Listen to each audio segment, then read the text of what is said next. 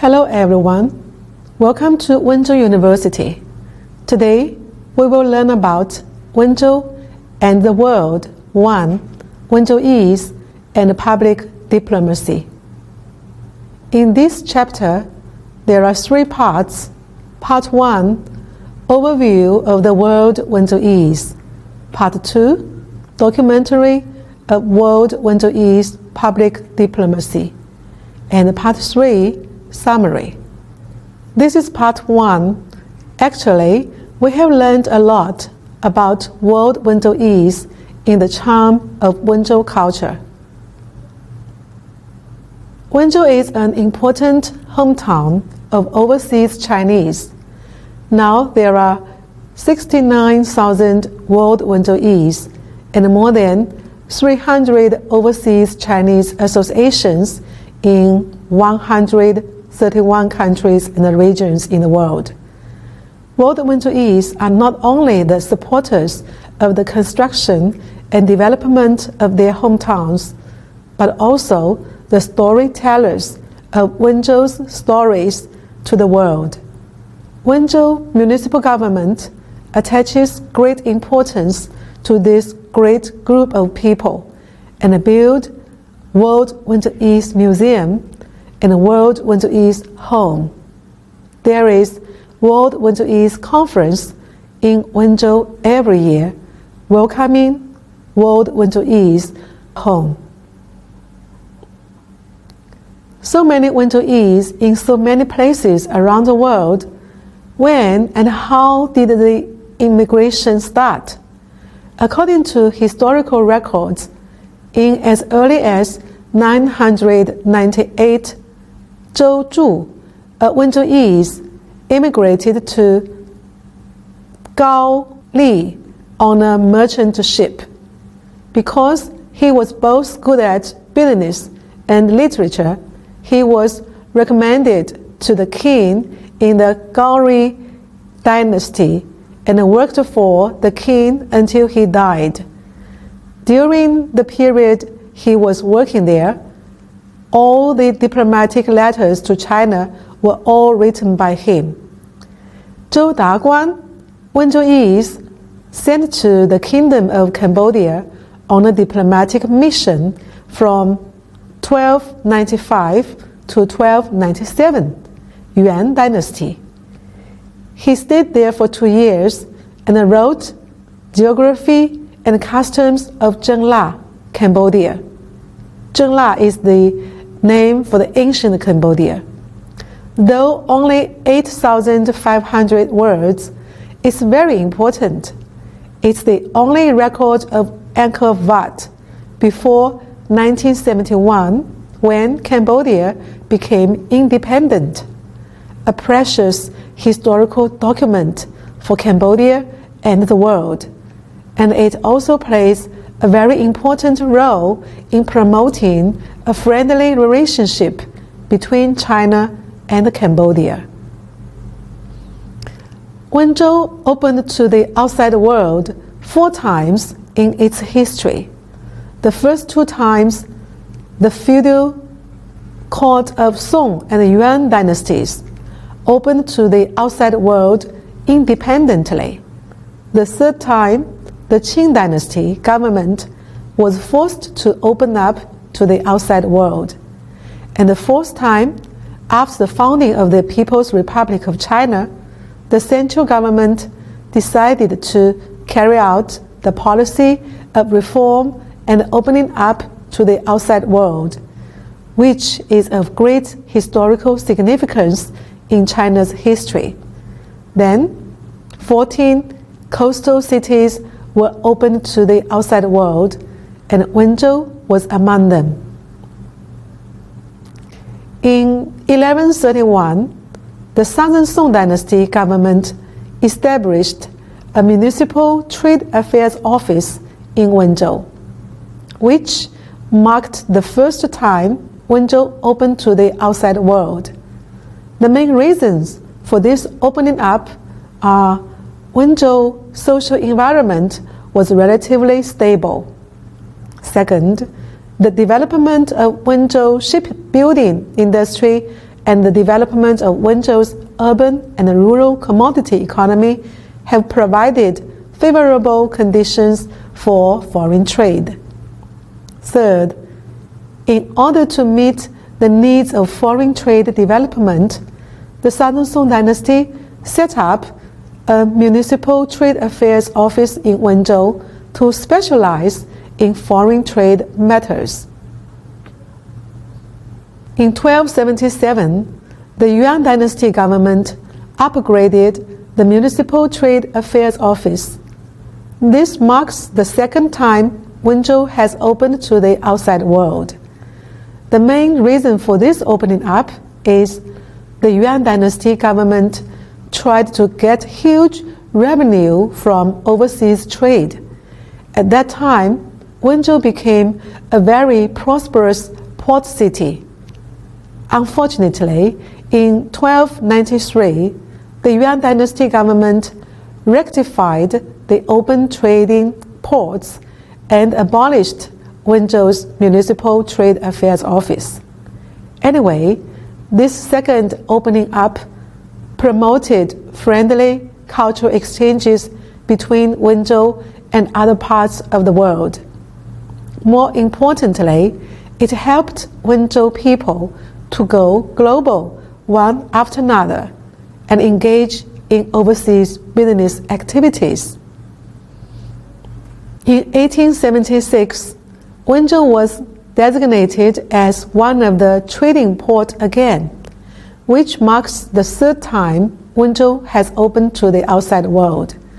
The main reasons for this opening up are, first, the British government forced the Qing Dynasty government to sign the Sino-British Yantai Treaty and to open Wenzhou as a trading port. Second, the British government established the British consulate in Wenzhou and the Wenzhou customs.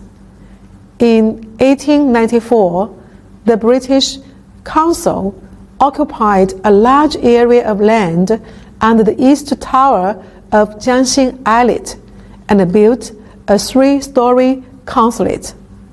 After Wenzhou was opened to the outside world, foreign banks from various countries set up their agents in Wenzhou. In 1984, Wenzhou was listed as one of the 14 further open coastal port cities in China, marking the fourth time that Wenzhou has opened to the outside world. The main reasons this time are, first, this is the state policy of the central government. Wenzhou was further opened up to the outside world in order to build Wenzhou's economy as soon as possible. Second, Wenzhou is the economic center of South Zhejiang province. Wenzhou municipal government formulated a series of policies and guidelines for opening up to the outside world. Third, an economic and technological development zone was established in Longwang district of Wenzhou city. Then, what did Wenzhou people immigrate? In today's Europe, there are about 500,000 Chinese, 80% of whom are from Wenzhou.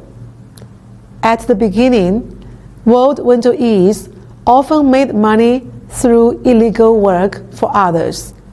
When they accumulated money to a certain extent, then they began to start up their own business. World Wenzhounese competed in Paris with less than 10% of the profits with overload work. Now, 70%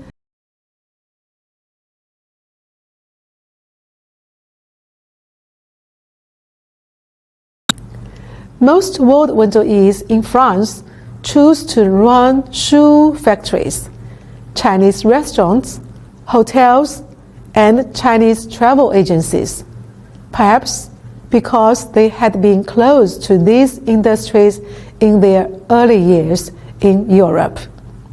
Since then, World Wenzhounese rely on hard work and courage to create a Chinese manufacturing industry in Europe and the United States. Wenzhou is a transport hub in China. On November 29th, a cargo plane scheduled by China Eastern Airlines carrying 25.8 tons of goods departed from Wenzhou Longwang International Airport to Milan, Italy. It marked the opening of the first international air cargo route operated by Wenzhou Airport, meaning that Wenzhou's air logistics development has achieved milestone results, as well as the only cargo route in Zhejiang province to head to Italy with passenger transformed to freight conversions. In addition to this route, Wenzhou Airport will open new freight routes to Tokyo, Japan, soon to further emphasize the international cargo capacity of Wenzhou Airport and help enterprises accelerate the expansion of overseas markets. A study in November 2017 showed that the World Wenzhounese are enthusiastic about participating in the Belt and Road initiatives, with nearly a third going abroad to countries along the route, mostly manufacturing workers. World Wenzhounese participate in the construction of countries along the Belt and Road. The main destination is ASEAN countries, United Arab Emirates, and Russia. The proportion of World Wenzhounese in the manufacturing industry reached 43%. To be more specific, leather shoes and other leather products, garments, machinery spare parts, electronic and electrical products, etc. On August 13th of 2021, the first EU Madrid train of Wenzhou footwear departed from the Wenzhou railway station. It will arrive in Russia in 15 to 18 days, with 615 tons goods worthy of US$ 410. The train embarked on the new Silk Road. Now, Wenzhounese in Africa. In the 1990s, more and more Wenzhou people went to Africa for investment and starting up business. Africa has since become one of the starting points of overseas development, gradually replacing the original European and American developed countries' economic migration position. But there were early pioneers in Africa. Xi Jinping, President of the 59th session of the United Nations General Assembly in 2004, Minister of Foreign Affairs, Cooperation of the Gabonese Republic since 1999, and a member of Parliament since 1996. His father, Chen Zhiping, a Wenzhounese, went to Gabon in 1933. But Wenzhou's economic migrants enter Africa as a minority. Their life in Africa isn't easy at all. More often than not, they encounter problems of varying intensity, insecurity, culture, and economy. In addition, some Wenzhou people take part in medical aid team to Africa organized by the state, province, and city. This is Mr. Hu Zhen, my good friend. He was once sent to Namibia and worked there for nearly 1 year. He became a private health physician of the President of Namibia. Now, let's summarize what we have covered just now. Today's topic is Wenzhou and the World. 1. Wenzhounese and Public Diplomacy. Part 1. Overview of World Wenzhounese. There are 4 key points. First, the first person went abroad is Zhou Zhu. He went to today's Korean Peninsula in 998. Second, Zhou Daguan. He was sent to Cambodia in 1295. His book, Geography and Customs of Cambodia, very precious historical record for the world. Third, there are 4 times of opening up to the outside world in Wenzhou's history, especially the last time, 1984, Wenzhou was one of the 14 port cities opening to the outside world. Fourth, World Wenzhounese in different regions in the world, advanced countries, the Belt and Road countries, and Africa. Are you clear? Now let's review the useful words and expressions. 世界温州人 World Wenzhounese, 温州商会 Wenzhou Chamber of Commerce, 华人侨团 Overseas Chinese Association, 东方犹太人 Oriental Jewish, 世界温州人大会 World Wenzhounese Conference, 公共外交 Public Diplomacy, 高丽王朝 Goryeo Dynasty, 朝鲜半岛 Korean Peninsula, 征腊分土记 Geography and Customs of 征腊